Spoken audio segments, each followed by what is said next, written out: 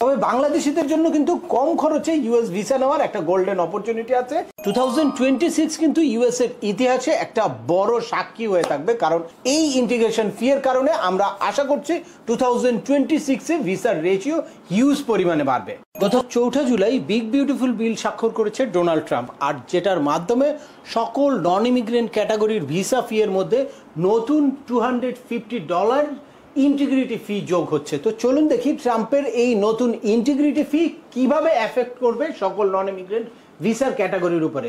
তার আগে বলে নিচ্ছি, যারা আমাদের চ্যানেলে নতুন বা আমাদের চ্যানেলটি এখনো সাবস্ক্রাইব করেননি, please hit the subscribe button. আর যারা অলরেডি সাবস্ক্রাইব করেছেন তাদেরকে অসংখ্য ধন্যবাদ।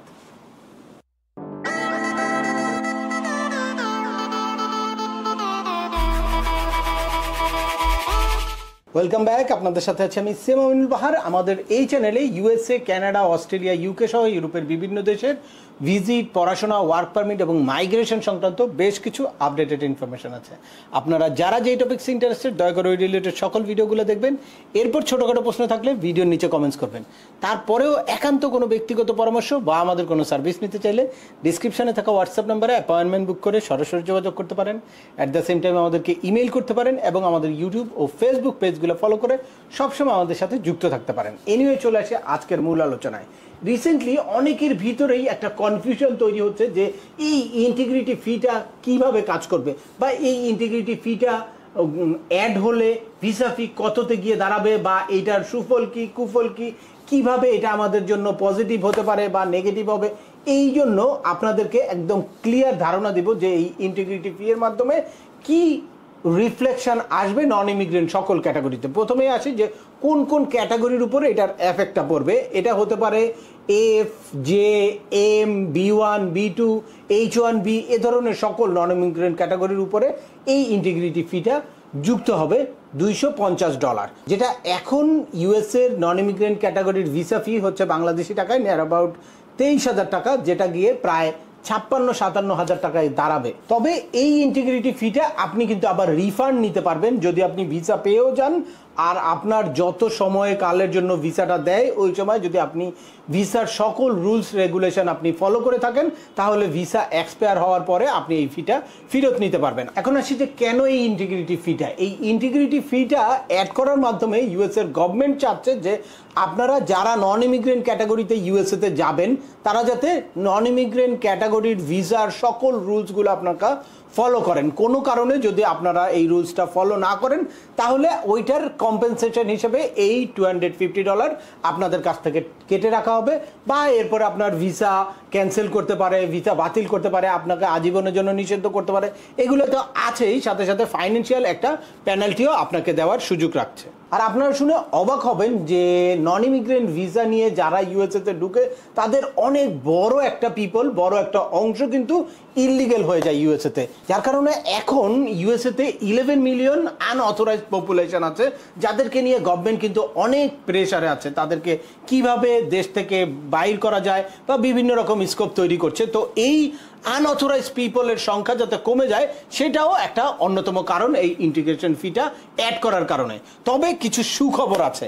এই ইন্টিগ্রেশন ফি এর কারণে আমরা আশা করছি 2026 এ ভিসার রেশিও হিউজ পরিমাণে বাড়বে। 2026 কিন্তু ইউএস এর ইতিহাসে একটা বড় সাক্ষী হয়ে থাকবে, কারণ এই 2026 হচ্ছে 250 বছর পূর্তি পালন করবে ইউএসএ, আর ওই 250 ইয়ার সেলিব্রেশন উপলক্ষেই কিন্তু এই ফিফা ওয়ার্ল্ড কাপের পার্টিসিপেন্ট কান্ট্রি হচ্ছে ইউএসএ। তো এই দুইটা বড় ইভেন্টের কারণে হিউজ পরিমাণ নন ইমিগ্রেন্ট ক্যাটাগরির ভিসা কিন্তু ইস্যু করবে। সে কারণে আগে থেকেই প্রস্তুত হয়ে রাখলো যে ইউএসএ যাতে ফাইন্যান্সিয়ালি একটা বড় ধরনের বেনিফিটেড হতে পারে, তাদের কোষাগারে যাতে রাষ্ট্রীয় কোষাগারে যাতে বড় একটা অংশ জমা করতে পারে, এই কারণেই কিন্তু এই ইন্টিগ্রিটি ফিটা এখন যোগ করলো। তবে বাংলাদেশিদের জন্য কিন্তু কম খরচে ইউএস ভিসা নেওয়ার একটা গোল্ডেন অপরচুনিটি আছে।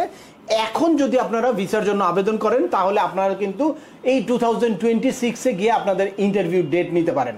আর 2026 এ যদিও ভিসার চার্জ বেড়ে যাবে, তখন আপনি কিন্তু যারা এখন ভিসা ফি জমা দিয়ে ফেলবেন তারা কিন্তু এই ফি দিয়েই তখন ভিসা ইন্টারভিউ দিতে পারবেন। আর ভিসা ইন্টারভিউ দিলে আপনাদের ভিসার চান্সেস কিন্তু অনেক বেশি থাকবে। তবে অবশ্যই আপনাদের সঠিকভাবে DS-160 ফিল আউট করতে হবে, এবং আপনাদের প্রপারলি একটা ইন্টারভিউর প্রিপারেশন নিতে হবে। যেন তেনভাবে ভিসার আবেদন করলে কিছুতেই কিন্তু ভিসা হবে না। এ কারণে আমাদের এই সংক্রান্ত ইউজ ইনফরমেটিভ ভিডিও আছে, ভিডিওগুলো দেখে শুনে নিজের পারপাসটা স্ট্রং করে নিজের প্রপার DS-160 ফিল আউট করে এবং ইন্টারভিউর সঠিক প্রিপারেশন নিয়ে দেন আপনারা ভিসার জন্য আবেদন করতে পারবেন। তো আজকের ভিডিওটা দীর্ঘায়িত করছি না। আশা করি এই ভিডিও থেকে আপনারা যারা B1 B2 ভিসার জন্য আবেদন করতে চাচ্ছেন বা অলরেডি আবেদন করে অলরেডি রিফিউজ হয়ে দীর্ঘদিন ধরে হতাশ আছেন, কিভাবে আপনারা ভিসা পাওয়ার চান্সেসটা বাড়াতে পারেন বা কখন আবেদন করলে আপনাদের ভিসা পাওয়ার চান্স বাড়বে বা কখন আপনাদের ভিসা পাওয়ার সম্ভাবনা অনেক বেশি পাবে, তারা সম্পূর্ণ ক্লিয়ার একটা ধারণা পেয়েছেন। তারপরেও আপনাদের যদি এই সংক্রান্ত কোনো রকম কোনো প্রশ্ন থাকে অবশ্যই আমাকে কমেন্টস করে জানাবেন। আর ভিডিওটি ভালো লাগলে বা তথ্যবহুল মনে হলে লাইক দিয়ে আপনার বন্ধুদের মাঝে শেয়ার করে দেবেন যাদের এই ইনফরমেশনগুলো অত্যন্ত প্রয়োজন। আবার দেখা হবে নতুন কোনো গুরুত্বপূর্ণ টপিকস নিয়ে। সে পর্যন্ত সবাই ভালো থাকবেন, সুস্থ থাকবেন এবং আমাদের চ্যানেলের সাথেই থাকবেন। আল্লাহ হাফেজ।